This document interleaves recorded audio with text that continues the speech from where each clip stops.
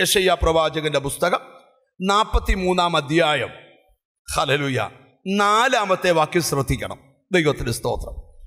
നീ എനിക്ക് വിലയേറിയവനും മാന്യനുമായി ഞാൻ നിന്നെ സ്നേഹിച്ചിരിക്കയാൽ ഞാൻ നിനക്ക് പകരം മനുഷ്യനെയും നിന്റെ ജീവന് പകരം ജാതികളെയും കൊടുക്കുന്നു. ദൈവം ഒരു മനുഷ്യനോട് പറയുക, ഒരു വിലയില്ലാത്ത നിന്നെ വിലയേറിയവനായി ദൈവം കണ്ടു. എന്തുവാ? ഒരു വിലയില്ലാത്ത നമ്മളെ രക്തം തന്ന് വിലയ്ക്ക് വാങ്ങി അവന്റെ മകനാക്കി മാറ്റിയപ്പോൾ നിന്നെ വിലയേറിയവനായി ദൈവം കണ്ടു. ഒരു നല്ല ഹല്ലേലൂയ പറഞ്ഞാട്ട്.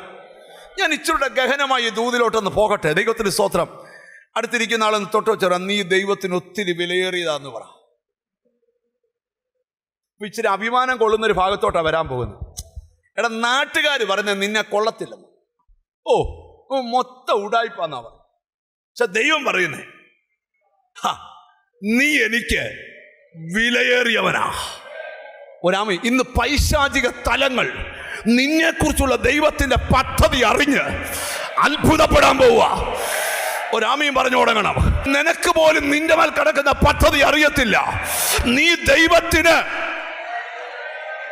ഈ ഫിലിപ്പിയ സഭയോട് പൗലോസ് പറയുമ്പോഴേ, ഒരുത്തൻ മറ്റവനെ തന്നേക്കാൾ ശ്രേഷ്ഠൻ എന്ന് എണ്ണണം. അതിന് കാര്യം എന്താ? ഈ മനുഷ്യന്റെ ഒരു കുഴപ്പമുണ്ട്. ചിലരെയൊക്കെ വില കുറച്ച് കാണും. എന്തുവാ വില? പുള്ളി വലിയ സംഭവമാണ്. കർത്താവിന്റെ വിലയേറിയ മകൻ. അത് ഈ വചനം അറിയാവുന്ന അങ്ങനെ പറയുന്നു. വചനം അറിയാം. ഒരു വിശ്വാസം, അവന്റെ വിശ്വാസം. വിലയറിയാമെന്നും പറയും. ഇവൾ ദൈവത്തിന്റെ വിലപ്പെട്ട മകളാണ്. ഇവൻ ദൈവത്തിന് ഒത്തിരി വിലയേറിയതാണ്. ഇന്ന് അഭിമാനം കൊള്ളണം.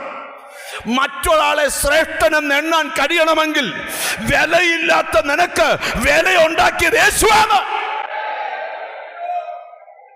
മനസ്സിലായി വരുന്നുണ്ടോ? നിന്റെ വില ഇന്നൊന്ന് തിരിച്ചറിഞ്ഞു വെച്ചാൽ പോകാവൂ. ഹല്ലേലൂയ. ശ്രദ്ധിച്ച് കേൾക്കണം. ഹല്ലേലൂയ. ആമേൻ. യെശയ്യാവിലെ വാക്യം ശ്രദ്ധിക്കൂ. നീ എനിക്ക് വിലയേറിയവനും, നീ എനിക്ക് വിലയേറിയവനും മാന്യനുമായി. ആര്? നീ ദൈവത്തിന് ഒത്തിരി വിലയേറിയതാ. മനസ്സിലായി വരുന്നുണ്ട്? ചോദ്യം, വിലയേറിയ രക്തം തന്ന്, വിലയേറിയ അടിസ്ഥാനം തന്ന്, വിലയേറിയ വാഗ്ദത്തം തന്ന്, വിലയേറിയ വിശ്വാസം തന്ന് നിന്നെ നിർത്തിയിരിക്കുന്നതിന് പിമ്പിലെ രഹസ്യം, ദൈവത്തിന് നീ വിലയേറിയവനാ. ഹല്ലേലൂയ. അപ്പൊ ചിലർക്കൊക്കെ ചോദ്യം വരും, എന്നെ കുറിച്ചാ? നിന്നെ കുറിച്ച് തന്നെയാ തോന്നും. ഒന്ന് നെഞ്ചത്ത് വരെ എന്നെ കുറിച്ചാന്ന് പറ. ദൈവത്തിന് ഞാൻ ഏറ്റവും വിലയേറിയവനാ.